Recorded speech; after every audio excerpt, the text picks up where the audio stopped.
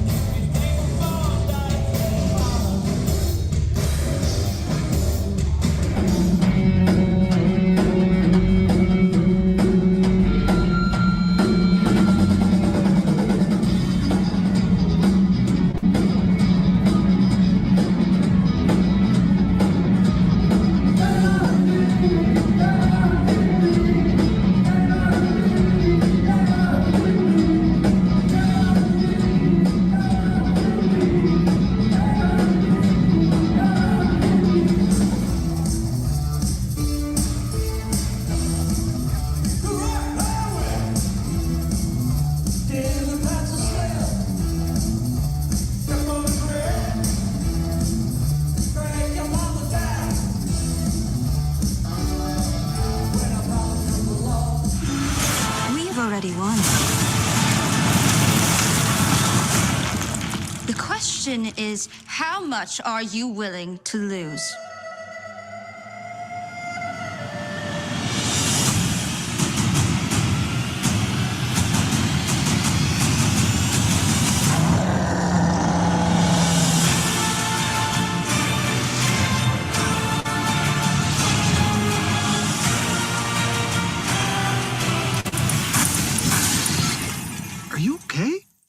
Being Superman it's harder than it used to be. It's much harder. Good thing Clark's got such helpful friends. Is this a dog? No! What do you guys do? What's your favorite movie? Why do you wear glasses? Clark! Jimmy, if it's not an emergency, it really has to wait. I say it's an emergency. My Adventures with Superman. You must prove you can party with men of steel. The gods don't speak in ways we understand. Who doesn't understand pain? Or blood? The gods told you. Then I defy the gods.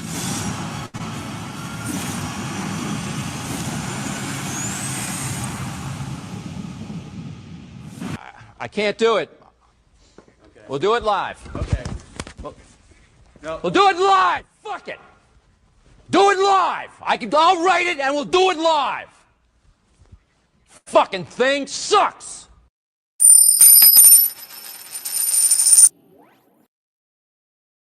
Hello. Hello.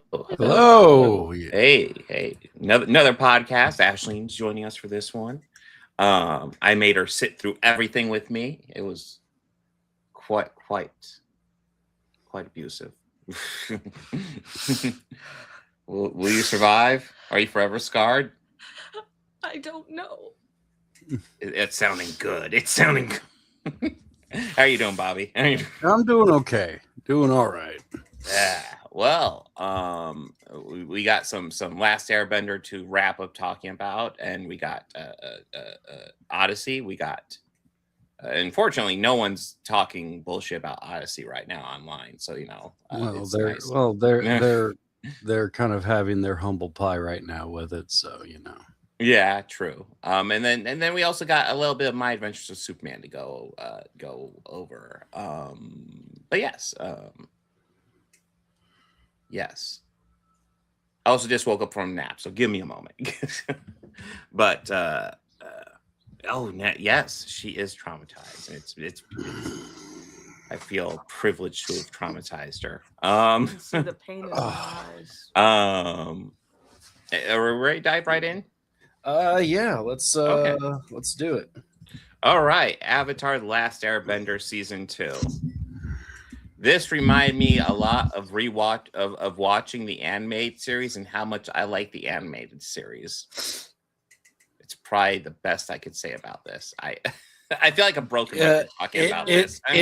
It definitely felt a lot like a rehash, which I was expecting it to be, but a little just lackluster. Yeah, exactly. Yeah, like I wish I could say something more unique about the individual episodes and stuff like that. But we get to the library. It's like, oh yeah, I remember the library, and I remember like Appa being taken, and then Toph having to essentially choose between saving Appa and saving the rest of the people, and choosing the rest of the people, and Aang getting upset about it. And I remember really liking that, and getting upset with Aang for getting upset with Toph about the whole thing. And here they're just kind of replaying it, and it's kind of like, okay, yep, I remember that. And then Zuko and Katara having their night little meeting in the Earth Kingdom cell. Her offering to heal his wound and almost doing it, and then them getting into a big fight, and then him choosing to side with Azula and being disappointed with that. Like, I remember that in the animated series. I remember liking it, and here it's like, oh yeah, that did happen. And then Uncle Ira, of course, coming in and helping the Avatar because he is the best character by far. But yeah, I remember all this stuff. It's like, yeah, they're doing it again. Anything you guys want to talk about on this? I mean, as I've said before, I just think that this is a very kind of lackluster and almost kind of like spiritless show, if that makes any sense. Yes. I will say, just to say something that I normally don't say, because I feel like every time we talk about this, I just say the same thing, which is that I just don't think it's very good. Yeah, I get it. Yeah. But I'll be a little bit more specific and say that I also think that this show is very compositionally uninteresting. Like the way that shots are laid out, I feel like is extremely repetitive and just not really appealing to watch. It doesn't really make you move your eyes or really around that much at all. Yeah. Which doesn't help. Well, I mean, it's not that's the thing about the show. It's not interested in finding its own identity, its own footprint in the Avatar universe. It just is like, let's do what the animated series did, but live action and not quite as good. And so they're just doing that. And it's like, okay. I mean, they're better than the M. Night Shyamalan movie, but fuck, man, that's a low bar. That's Bobby, anything you want to add? Well, yeah, I mean, we've all kind of hit on the main points that I think we all agree on with this, that it's incredibly underwhelming, lackluster. Yeah, and like Ashlene said, visually, it's really not that appealing. I could find myself kind of watching the animated series and going wow, that town looks super cool. And here it's going, oh, they're in Boss Scene. Okay, cool. Yep. Cool. Neat. I mean, that's one of the things the animated series could do too. It's not limited by sets and stuff like that. And I guess to a degree, this isn't. It's just limited by blue screens, but. They managed to pull it off with One Piece. I just don't know why this creative team is just dropping the ball. No, well, I mean, having watched a lot of the anime with One Piece and being able to compare it, I can tell you differences in a lot of things they've changed, but they're largely faithful, but it still feels like its own entity. There's elements of the One Piece live action I think are better than the anime. There's elements I think are better in the live action.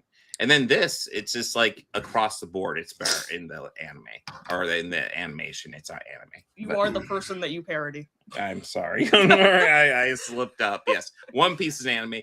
Avatar is, of course, not an anime. It's an American animation. But, yeah, the animated series is that's the thing. I don't even know what the point is of this is. The One Piece live action, is good for people who maybe don't want to watch anime, or maybe even people like me who would be interested in the anime, but want something to dip their toes into, to dive into. This, are there actually people who haven't seen the animated series and go, oh, I guess I'll check out the live action. Oh, this is cool. I'll dive into this. I don't really think this is having that impact at all. It's definitely not having the same cultural impact that the One Piece live action is having. Yeah, and you know, comparing it to One Piece live action might not be completely fair, but like, it's the most noteworthy comparison. You know, it's an example of it being done right. Yeah. You know, and then, but yeah, this is a. How far am I in the One Piece anime? I think episode 116. Terrifying. I know. I'm like a tenth of the way through it too. Like most of the time, you'd be like, "Oh wow, you're almost done." Then no, I'm not even close to done. But yeah, I'm a decent way into what season 3 would be, and I think if done correctly, the live action season 3 could be the best season yet. There's lots of cool stuff coming up. I'll just say that. But yeah. Yeah, One Piece is much better than this. Although, you know, I think comparing the animated series, I think I'd probably go, if I were comparing One Piece animated to Avatar Last Airbender animated, I'd probably go with Avatar Last Airbender. To be live fair, action is not even close. If you're gonna split the live action and the animated series of Avatar: The Last Airbender, I mean, it's kind of a check in the column every single time for the anime being better. Yeah. Oh yeah. Like even like the only redeeming quality of the live action show, in my opinion, which is Uncle Ira. Yeah. Anime still fantastic. did it better. Yeah, he is great. Yeah, no, I do love the actor's version of him. He does it differently than he does. Oh god damn it! What's Mako? Yeah. But like, who was amazing in the animated version. Even the scene where he's like, he was talking to Toph. Yeah, even that was done differently than the anime, just slightly, but just I still believed everything he was saying, and it was like still a great lesson he was teaching. And if there were more, like I don't think that the actors here are particularly bad. But I don't think they're carving enough their own name. I think the Uncle Ira actor is the only one coming close. Yeah, and I think if the other actors were doing something similar, this might have something original to. There is one that I think is just like is actually being very terrible, and I feel like it's just the actor. I don't know if it's like he's doing this by choice or if he's just following direction. But the actor who's playing Sokka. I don't know. I think he's playing too. I think he's playing it too safe. Well, I think that's also the writing, because I know they made a big deal about wanting to tone down Sokka's sexism. They made a big deal about that, and it's like, you know, Sokka's sexism wasn't viewed as a negative thing in the anime, or it was viewed as a negative thing in the animated series. You know, it was treated. But it was also something that he later learned a lesson and became a better person because of it, and it's became a defining character trait for him to be better. Yes, it made him more tolerable. But hey, okay, cool, whatever. And I did feel like also like them kind of removing that aspect also made like some of the arcs that normally would have had like more to do. Like it just didn't really serve the purpose for his character arc that it would have normally, and so it didn't feel like as meaningful as it would have normally. Exactly, like, the whole thing with like where he met like the Kyoshi warriors and stuff like that, it didn't have the same. It just didn't work as well. But yeah, the Alabasta in is the first true One Piece arc. So, yeah, I can kind of get the sense of that because like it's this big epic storyline. Like I guess like the biggest storyline before this would be East Blue, but that feels like 50 different storylines strapped together in one location. This actually feels like a huge epic storyline they're doing right now. But yeah, going back to Avatar, which is quite a bit less interesting than One Piece. But yeah, I guess comparing Avatar live action to One Piece anime is less interesting. I'll clarify that. But yeah, I don't feel the actors are carving enough their own like piece of this. I don't feel the direction is carving enough its own piece. Like this show doesn't seem interested in finding its own identity. Like I was even thinking about like maybe not adult, but like, you know, I was thinking this could maybe like if they wanted to do something go darker than the animated series did. You know, there's all types of routes this could have gone where it's like you're telling the same story, but you're doing it from like different viewpoints, different perspectives. And this series is just not interested in doing that. This screams just a series where it's like, we want to do a good job, but we want to like just do nothing that really like changes anything. Kind of and bare just, minimum okay. Yeah. And so it's happy just being okay rather than actually like go for something cool. And that's frustrating. I'm much more excited to watch the sequel movie that's coming out this Saturday, but yeah, this I'm not as pumped for. I guess one more season left, but I that's the thing. Like I was kind of hoping after season 1 that like this series would like find its footing and like decide to do something unique for season 2, and then season 2 is just feels the same as season 1. I don't know what else to say. It is a series that is happy just being fine, and I find that frustrating and boring. Anything else you guys want to add? No. Just so meh. Yeah, just very meh, man. Are we ready for My Adventures with Superman? Yeah. Okay, I know we watched this, Ashlene, but I didn't really get your take on this. What was your take going through this first half of season 3?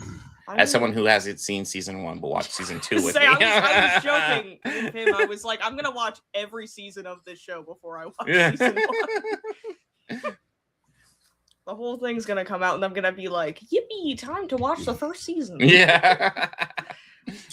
I mean, I think it's a cute show. I don't really have like, I guess I'd say like super strong opinions on it, but I think like it works very well for what it is.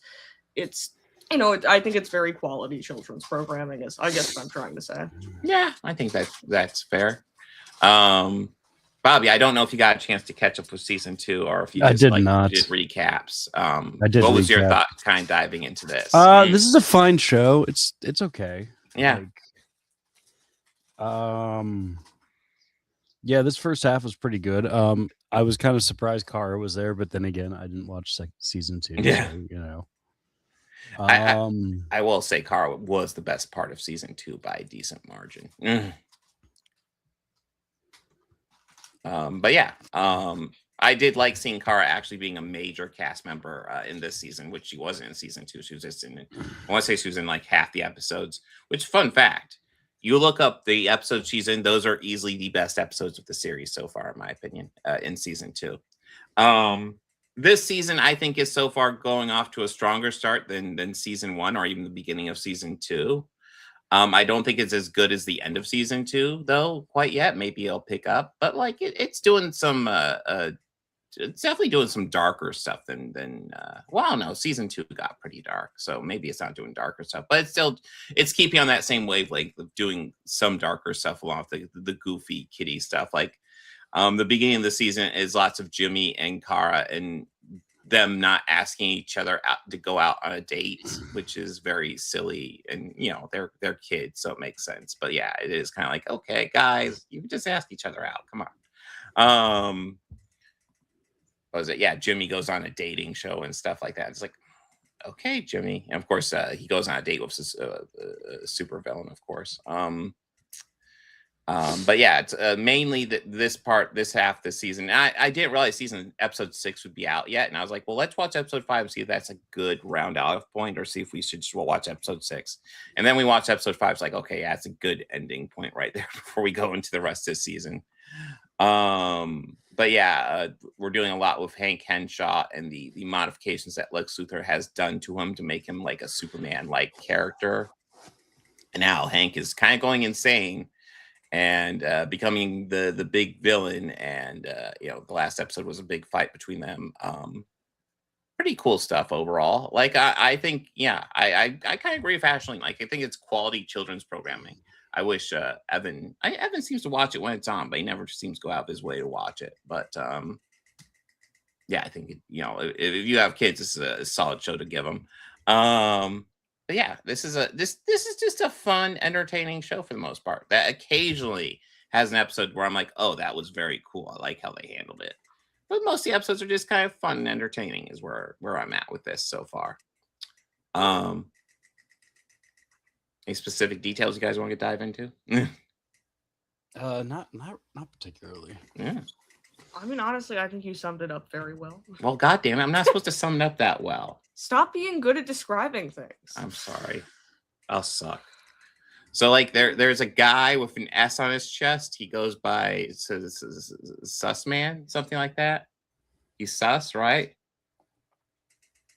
I'm trying to give you guys stuff to correct me on.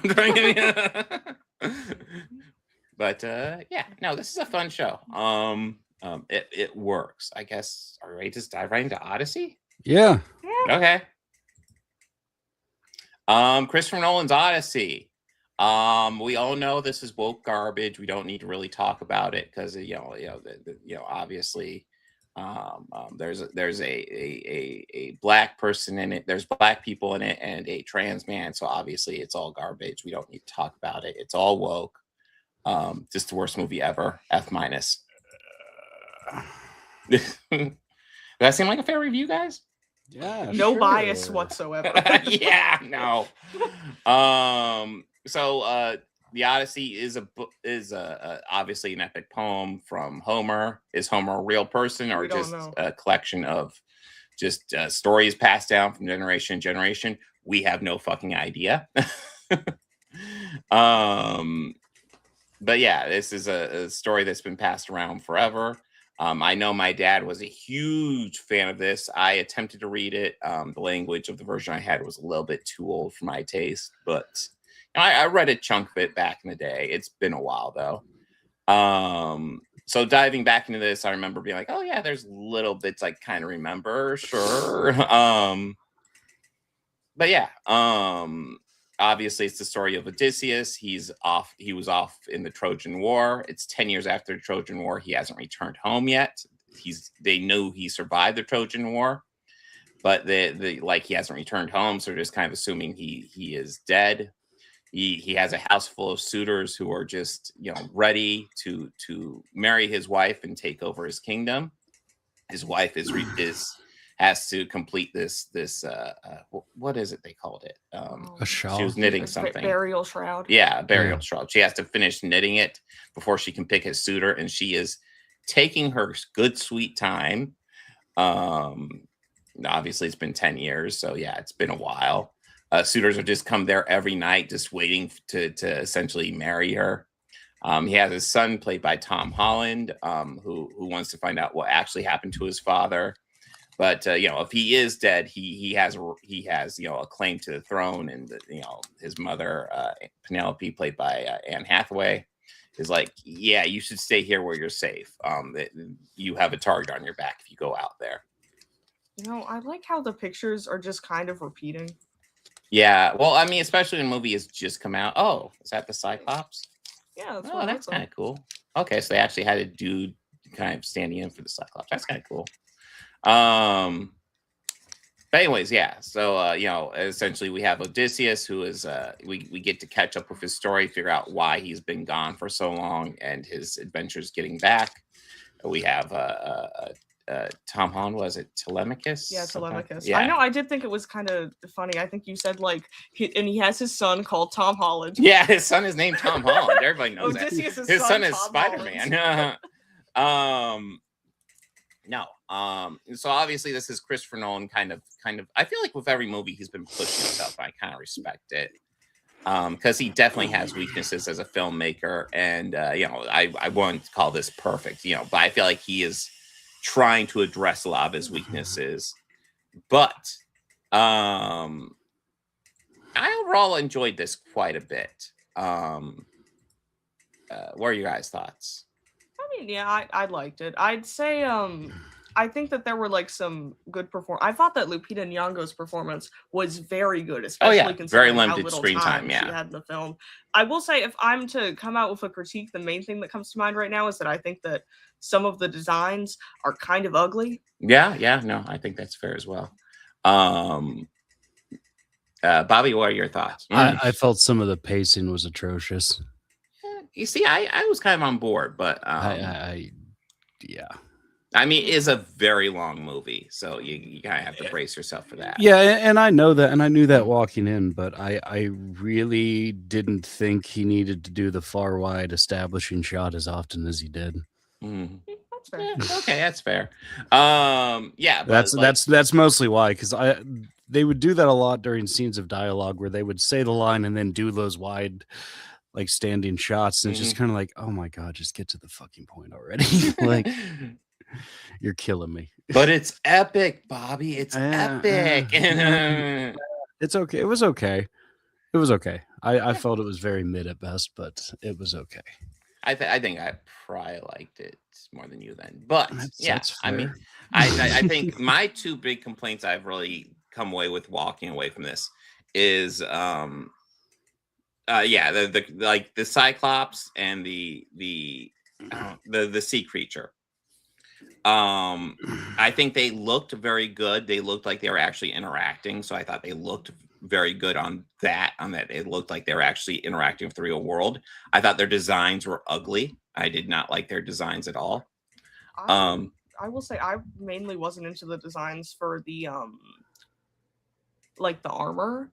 That's fair though too. Yeah, I don't know. I thought the armor was all right, but yeah, it's not, to my understanding, it's not particularly authentically Greek, but most of this isn't authentically Greek.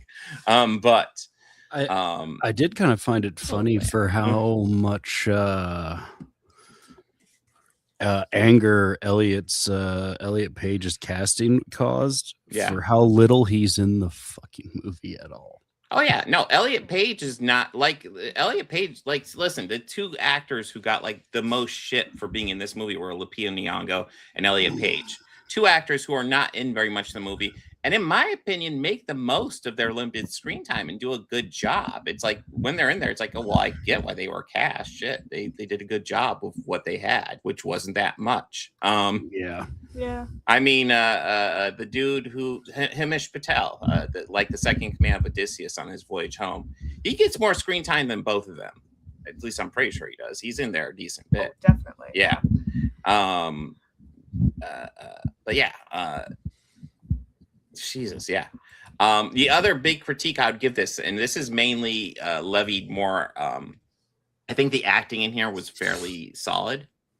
But there is exposition heavy segments. I think the ones who bear the burden of that the worst are Tom Holland and especially John Bernthal. When John Bernthal pops up, he is tasked with just delivering exposition pretty much to Tom Holland, and it feels like it in certain scenes. And I love John Bernthal as an actor. I think he's great. But like, I think, even though like I think most performances here are quite good.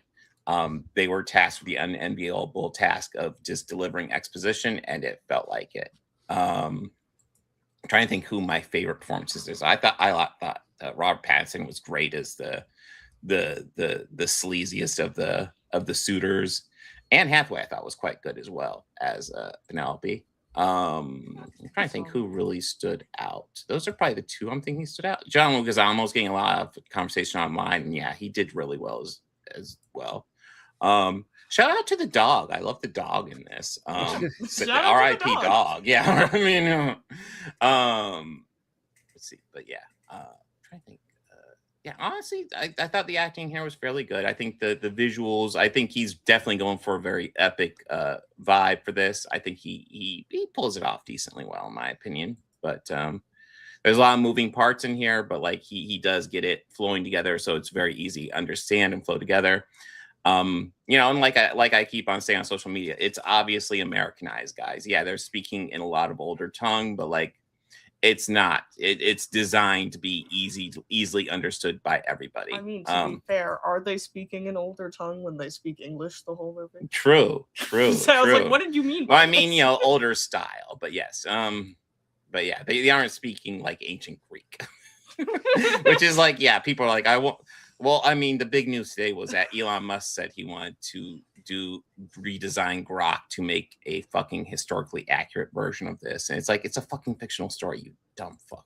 Of course, if you've been paying attention to the conversation about this, he's been one of the loudest voices being like, oh my God, it's terrible what they're doing to the Odyssey. It's so historically inaccurate. It's like, I highly doubt he's read the Odyssey. No, I don't think he has, because he's a dipshit. He's a dipshit. Yeah, oh yeah, there's John Leguizamo. Athena was kind of interesting in this. So like, less conversation, although there has been a little bit conversation over Zendaya as Athena. And there's kind of a question of whether or not she is Athena or not. Zendaya? Yes. Oh, okay. I apologize. It's fine. I'll leave now. It's not that big of a deal. It is a big deal. I will live now in shame. But yeah, we see that we actually see at the end of the movie, she was one of the victims during the sacking of Troy. And yeah, there's a question, is Athena taking her form and speaking to Odysseus? Is this just a vision he's seeing of the young woman that was killed at Troy? None of these things need an answer, and they're not answered, which, I think works quite well. But yeah, I thought that was kind of an interesting twist to throw in there. Yeah, I enjoy this a fair bit. I thought this was good. I think Christopher Nolan, I respect Christopher Nolan. I don't think I want to make it clear. I'm not one of these, I think I might be the biggest Christopher Nolan fan of the three on panel here. I don't think he's a flawless filmmaker at all. I think he has lots of weaknesses as a filmmaker, but I kind of respect that he's kind of pushing himself in a lot of ways. Yeah, that's fine. Yeah. Well, I mean, maybe just because they work together a bit, and they rose up at the same time. I have a tendency to compare Christopher Nolan to Zack Snyder a lot. Plus, they also have rabid fan bases. And yeah, Christopher Nolan, I at least respect for pushing himself. Zack Snyder just makes shitty Star Wars knockoff now, and I'm like, fuck off.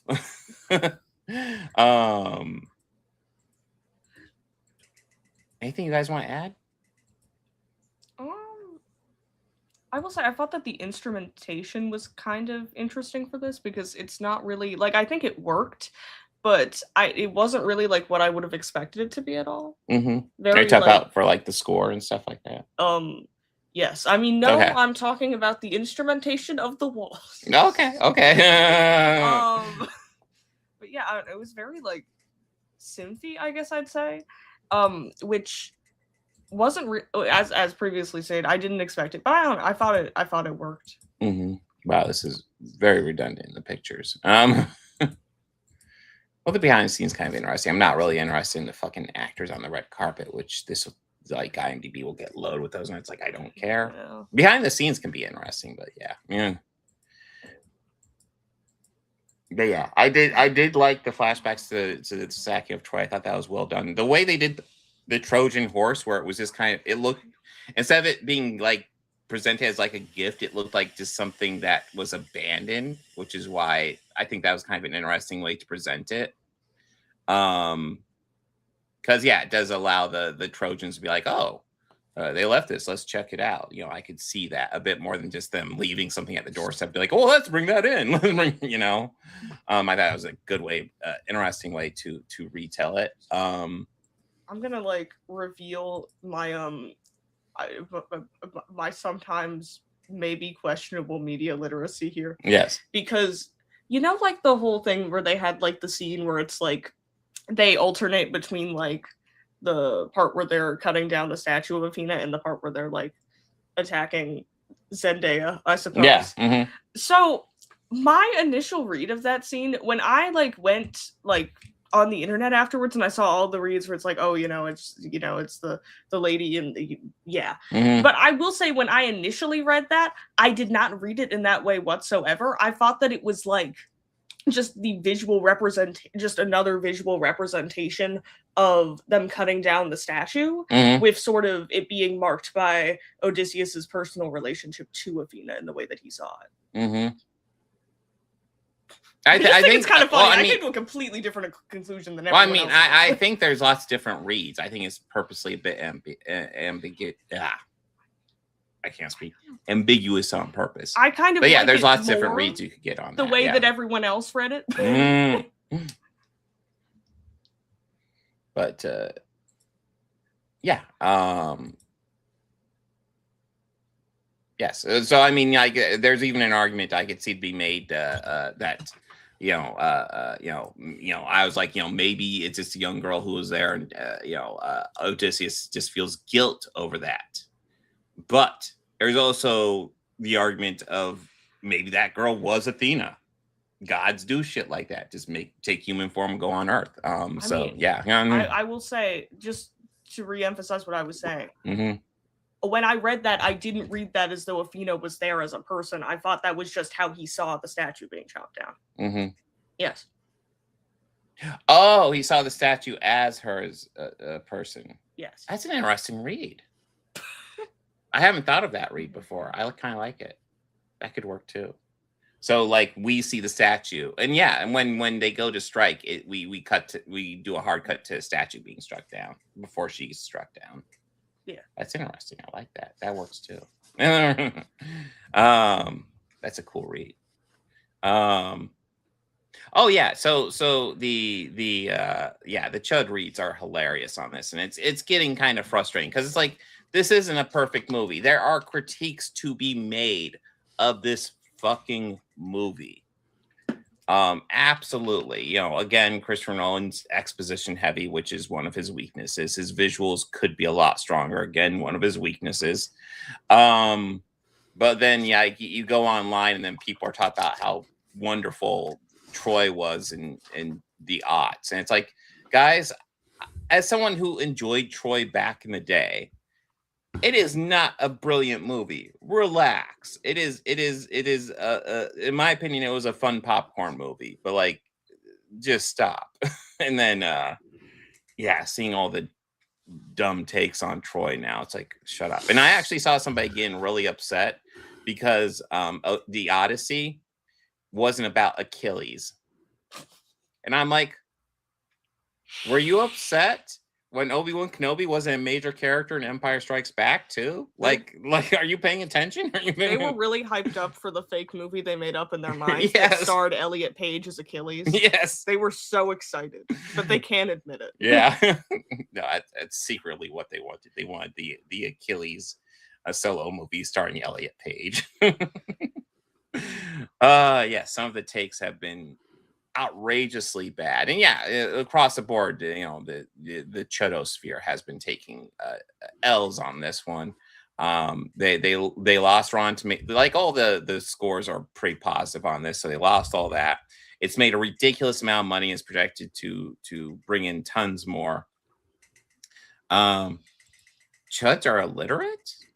What? Well, here's the frustrating thing. Chuds have gotten really vocal on the internet, and that's the frustrating thing. It used to just be ignore them, but yeah. Anything you guys want to add?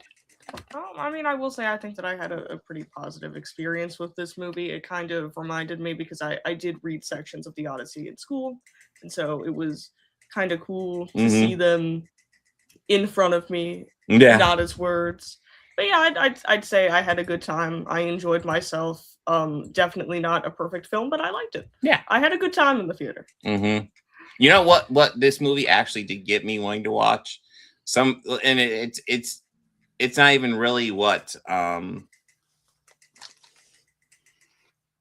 because it's done in such a different style. This is done so much serious in the movies, but I maybe kind of want to rewatch those old like Ray Harryhausen movies, like Jason and the Argonauts and stuff like that. Much cheesier movies that I really enjoyed as a kid.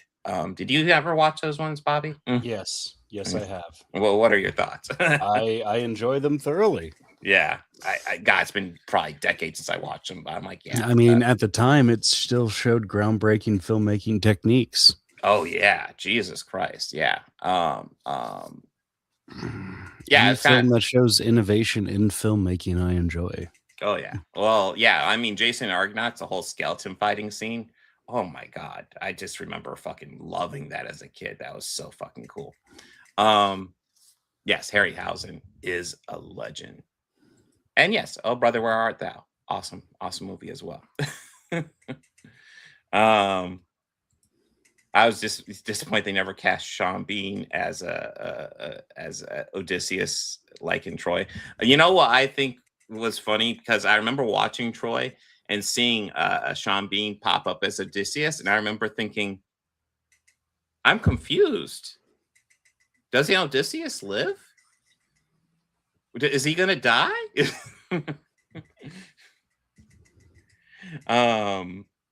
But yeah, no, I enjoyed this.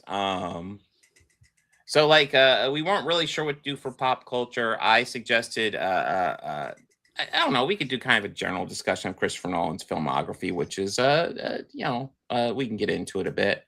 But yeah, I think again, among the three of us, I think I'm probably the biggest fan. Because I remember when I was younger, I really loved Memento and the Dark Knight movies. Although I will say, as I've gotten older, the Dark Knight movies, upon rewatch, have not aged perfectly for me. I haven't seen Memento for years, and yeah. I really like Inception, but that was a kind of that one's probably the movie I think suffers the most from Christopher Nolan's excessive exposition issue, because it's like, holy shit, he's I kind of feel like he's insulting his. I kind of feel like he's insulting his audience with that one. I feel like he if they didn't have to explain how dreams worked with the introduction of every single character, it would have been a great movie. But that alone, I've watched it fully, but the first time I watched it, that part, just how they kept doing it, was like really kind of pissing me off when I was watching it go. I was like, I'd really like it if they just got to the actual plot as opposed to just explaining how this works. They spent more time doing that in the movie than actually dream investigating. I mean, I want to say that movie's like 2.5 hours long, and I want to say they might spend like an hour 15 minutes literally doing exposition dumps on how the dream world works, and it's like, holy shit, can we see it in action rather than explain it? Or they would stop the action just to have more pointless dialogue. Like it's just it's really where my frustrations for Nolan started, is with Inception. I can get that, and but I enjoyed Memento. It's been a long time since I've seen it. I love Batman. I enjoyed most of the Dark Knight trilogy. I feel that outside reasons hurt the third one, and they did their best to recover it. But I feel that it just dropped the ball and fell really flat, which is also why I'll say, like, that's the third one is probably the worst one out of the three. Oh, I think most people would agree with that. I think the first one is probably the best one. Yes, I know when I first watched them, I would definitely argue the second one was the best one. But as time has gone by, I've tried to look at the second one subjectively and not think of it as like, a immortalization of one of Heath Ledger's last performances. I just try and look at it as a movie, because I kind of feel like, and this is just going to sound really insensitive, and I don't mean for it to, but I feel like that movie got way more hype because he died.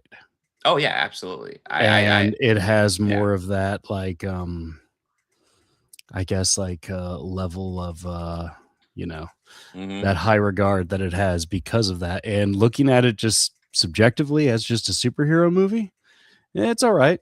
It's serviceable.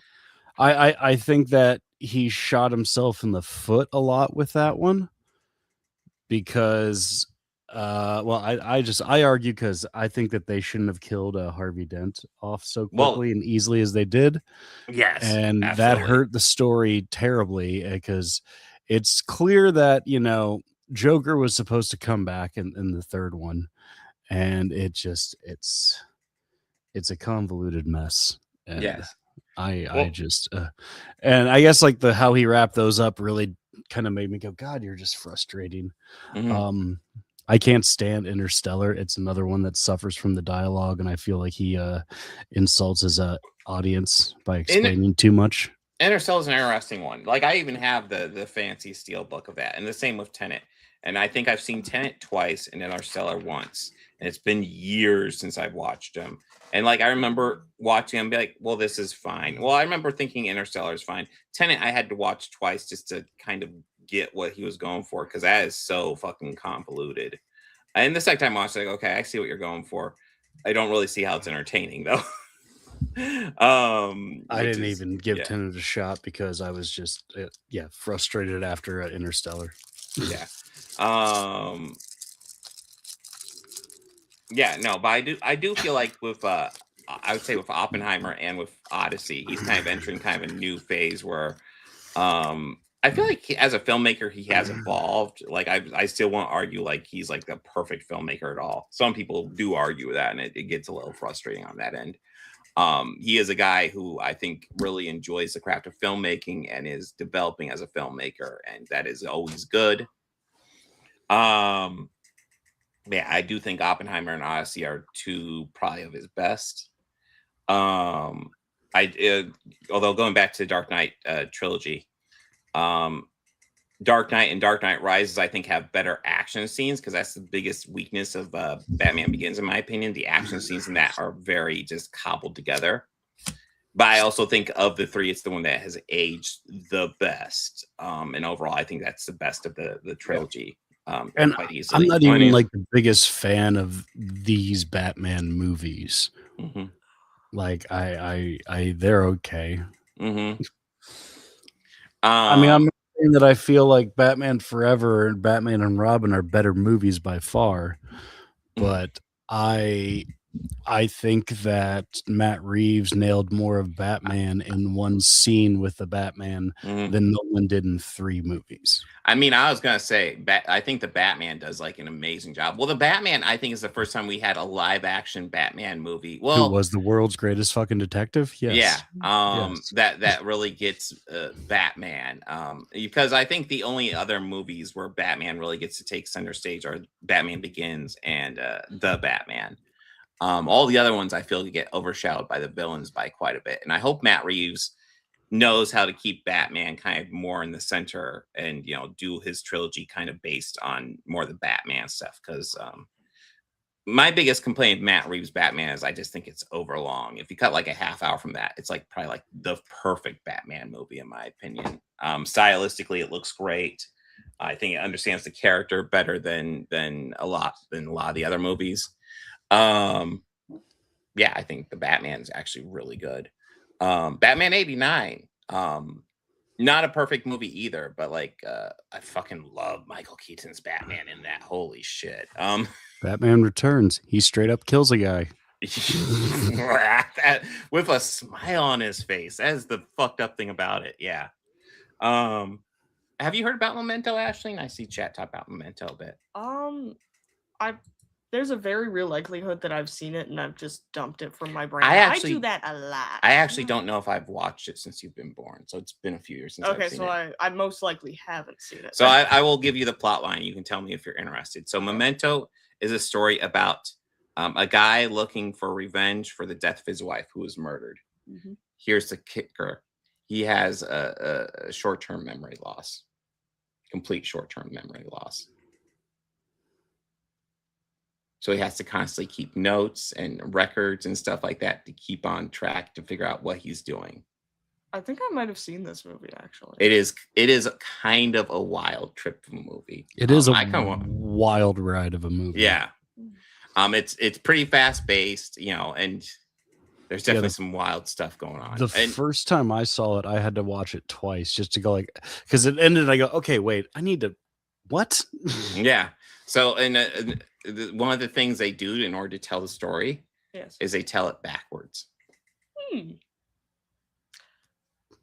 Yeah, I do think that would be better. Yeah, considering what is, yeah. So just be like, oh, and now he has to remember the thing I just saw. Yeah, no, it's not him remembering the thing he just saw because you're learning it almost. I think that's the kind of the clever way to tell that because it's the only way to really tell it because. Otherwise, you're just repeating stuff over and over again. As it is, you're essentially going backwards in time and learning the information backwards. But yeah, I enjoyed Memento quite a bit. Maybe rewatch it sometime. So Memento and Ray Harryhausen stuff. Need to rewatch that stuff sometime. One movie of his I have never seen. That a lot of people say is really great. Following. I've never seen Following. Have you seen Following, Bobby? No, I have not. Yeah, that is a blind spot for me in Christopher Nolan's filmography. I think I've seen most of the other ones though. I know people love Prestige. I was not a massive fan of it. I thought it introduced interesting ideas. Maybe if I rewatch, I would like it more. But yeah, I know that was one where people were talking about how brilliant it was, and it was kind of driving me insane because like it's just kind of a fun gimmick, guys. If you don't know, Prestige is about two magicians, Hugh Jackman and Christian Bale, who are kind of competing with each other. Although it's mainly Hugh Jackman competing with Christian Bale. Christian Bale is kind of just doing his own thing the whole time. But yeah, Christian Bale develops this trick where he can essentially teleport himself from one place to another. So Hugh Jackman enlists Nikolai Tesla to essentially invent a machine that does that. And kind of the trick to it is, I guess, going a bit into spoilers on here, is that it doesn't actually teleport. It makes a copy of him and sends him to the other place, and then the original is killed. And like lots of people wanted to treat that like that was super deep, and I just was like, I don't know. What's your thought on Prestige, Bobby? It was okay. Yeah. It was all right. Yeah. That was the first one where it was one of those copycat movies, man. Yeah. Because The Illusionist came out shortly around the same time, and they were like pretty much the same movie. Yeah. I feel like lots of people. I remember actually, maybe this is controversial. I remember enjoying The Illusionist more. Well, yeah, because Edward Norton is in it, and Edward Norton is a phenomenal actor. That's true. Difficult to work with, but a phenomenal actor. True. No argument on that one. But yeah, everybody hyped up Prestige, and I at that time I was big into Christopher Nolan, so I was willing to check it out. And I was like, that kind of underwhelmed me. But yeah, I'll also admit I haven't seen either of those movies since they came out, so it's been a while. Maybe rewatching it. But I'm trying to think, is there any Christopher Nolan movie that we haven't really broached upon? I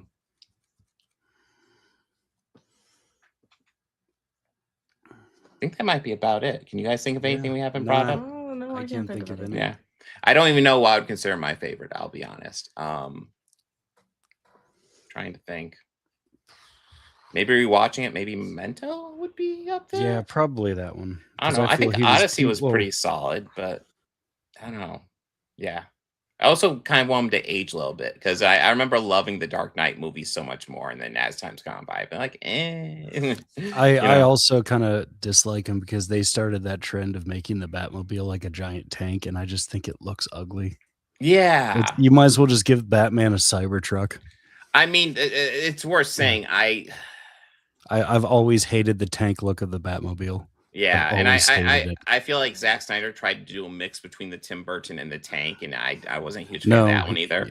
The Tim Burton Batmobile is the best one by like a mile. I'm just saying that right now. I'm just and out of the two Schumacher ones, Forever, that Batmobile was much better. Oh yeah, much well, cooler. I mean, but those were made to sell toys. We have to remember that everything's worse than Batman and Robin.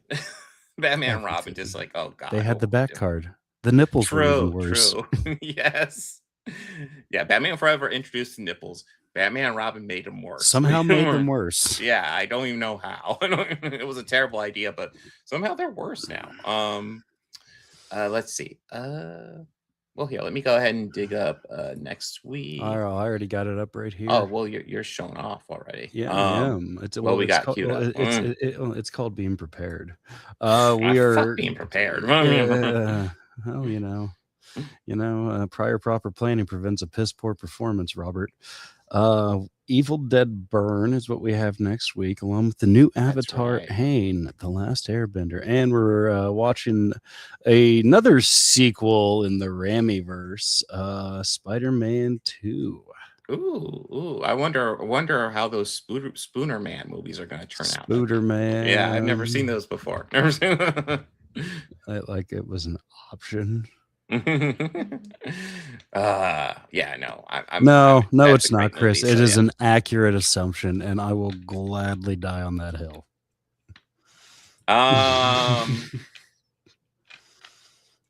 I've seen somebody soup up their Cybertruck. There's a guy around here who got it in this charcoal black, and around Halloween he put these like little fake fins and stuff on it, made it look like a Batmobile, and had like a Batman shirt and stuff. I think I want to hurl. I mean, somebody who would get a Cybertruck would be like, "I'm Batman." I can see that. God.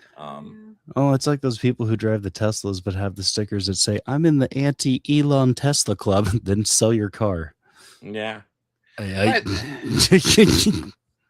Like I can get people who have the older Tesla and disliking it, but like, yeah, it's for me, Cybertruck is just like, okay, you bought it after Elon Musk is a clear and obvious douchebag. Although Panzermobile is I will be honest, I always thought he was kind of a douchebag, but like, yeah, my main reaction always was like somebody was talking, a friend of mine was talking once about him, like he's Elon Musk, man. I go, who? Elon Musk? You don't know who he is? No. Why should I give a fuck? Yeah. It's like, he's super rich. Again, I don't care. Cool. Is he doing any good with that? He's gonna save the world with technology. How is he going to do that? Jesus Christ. You just don't understand it, bro. Clearly, and I'm happy I don't. Anybody who has as much money as Elon Musk has skeletons in their closet, and yeah, if they didn't have skeletons in their closet, they wouldn't have that much money. They wouldn't have that much money. And then I did digging on how his family got the money. Yes, and found out the whole emerald mining and all the other great stuff that they did. And yeah. I don't know what you're talking about, Bobby. Elon Musk made all his money through hard work, gumption, dedication, and a massive blood diamond mine his dad left him. No, Chris, no, because he lacks depth and warmth. So I wouldn't call him the C word. I brought up Tenet. I did not forget Tenet. Yes, it is. We talked about Tenet. Yeah, I think it is fine. We did. It's okay. I think it is. It's not one of my favorites, but yeah, it may seem like I'm crapping on Nolan a lot, but trust me, there's directors I hate far more than him. Oh yeah, he's okay. He's just he's overrated. I just find he is he's painfully overrated, and it's just listen. If you're gonna give a blank check to a director and have them do whatever they want, I would much rather give it to Christopher Nolan than Zack Snyder. I'll always die on that hill. I always would, because sometimes we can get Batman Begins, and then we can get Rebel Moon 2. Yeah, no, exactly. Well, I mean, what would you rather, Odyssey or Rebel Moon? This is not 2. No, just Rebel Moon 2. No, Rebel Moon 2, the fucking director's cut. Oh, the extended Snyder cut, which will be in black and white, which no one asked for that. Yes. I remember I forced myself to watch all of it, all of that Snyder cut in black and white. And yes, we did. I did not watch the whole black and white one though. The only thing that I found that it was cool in was like the first fight. I guess it looked okay, but it didn't look as distracting and nauseating CGI as it did in color. Or at least the first fight that was on Wonder Woman's home planet. Oh, Themyscira. Themyscira, thank you. Yeah.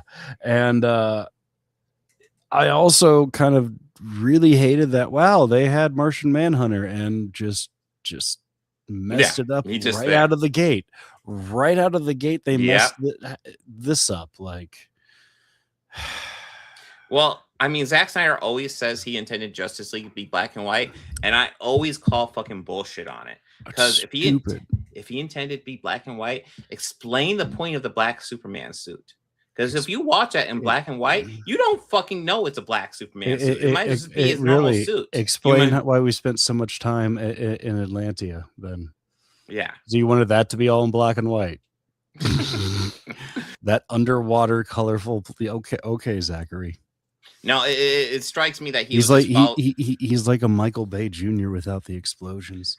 it really strikes me But he that just storyboards with his toys. Sorry. He's following up on like George Miller and Mad Max 4 and him doing a black and white version, and then James Mangold and Logan doing a black and white version. He's like, well, I'm going to do a black and white version of my movie. It's like, yeah, but like, you do know those movies are a lot better than your movie, right? I mean, I would watch Logan. I'm sorry, I just call it Old Man Logan because that's really what that movie was. That's what it's based on. But yeah, it was totally Old Man Logan, and yes, I would have been okay with that being in black and white. Mm-hmm. Well, yeah. I also would have been okay with it if they gave it that like kind of old 70s Wild West grain to the film. Ooh, yeah. Mm-hmm. Yeah, that would have been like. Well, I mean, what's amazing about that movie is like when you watch it, it's obviously set in like the near future. Like there's like you like they even went to the trouble like all the trucks on the highway are like cabinless or obviously driving themselves and stuff, like little details like that they didn't have to do. So it's obviously set in the near future. And, you know, there's obviously like cities and stuff like that. But despite all that, they also give it this old West vibe that I think works very well. It's kind of creative how they do it. Yeah, it's kind of like how those old Kurosawa films will like definitely inspired, you know, Sergio Leone to do all those Western movies from the 70s. But like you could watch those old Kurosawa like samurai movies and just see like the inspiration for Westerns in there. And it's very cool. Very cool. I recently watched Seven Samurai in between this past week just because I saw it was available and go, ooh, I'm gonna watch that because that's a great movie. I have not seen Seven Samurai. Oh, dude. I'll say I'm actually not familiar with any of Kurosawa's movies, although I've heard he's great. Yeah, I've heard. Oh my god, well, yeah, definitely worth watching if you are a film buff. And like you could like watch those, and you could see inspiration from at least you could name 5 directors on one hand. No, oh yeah. Now he's supposed to be one of those incredibly influential guys. But yeah, anything you guys want to add before we sign out? The polls are still up. We have Sam Neill. Yes, we do have 2 different polls up. Thank you for reminding me. And then you also have the douchebag poll. So there's technically 3 polls. Well, up. we have the it's 2, but yeah, I had to split it into 1. We have the scumbag part 1 and 2, and then there's the Sam Neill one, which right now it looks like it is a 50-50 tie for the Sam Neill one between The Mouth of Madness and Event Horizon. No one's voted for Hunt for Red October. That's sad. And for I didn't vote for it, and for the scumbag poll part 2, it looks like Christopher McDonald is leading the pack with 50% of the vote. Clancy Brown and James Spader have 25% of it respectfully, and we have a dead heat tie for part 1. Henry Sensries and Jesse Plemons, as well as William Atherton, are all tied with 33% of the votes for the first one. Nice. All right, guys, make sure to go vote on that. I plan to be live on Saturday, so I'll cover some comic books and chuds on Saturday. Guys, thank you so much for watching. Make sure to like and subscribe, not just to whatever channel you're watching on, but visit all the other channels. You got Bobby Quarters over there. Ashlene doesn't have a channel, but she might at some point. Make sure to give it some support. Just like send me money. Well, send me money too. No, just me. I like money. I like money. To quote my favorite character from Idiocracy, I like money. I like money. You like money too? We should hang out. That's awesome. Like money. Wait a minute. Do you mean we all like money? You mean water from the toilet? You mean water like from the toilet? Oh god, that movie's becoming a documentary, isn't it? But guys, make sure to Bobby Quarters, Ashlene, Organized Chaos podcast, and of course Organized Chaos. Party on and be excellent to each other. Take care and don't shine green lasers at flock cameras. No.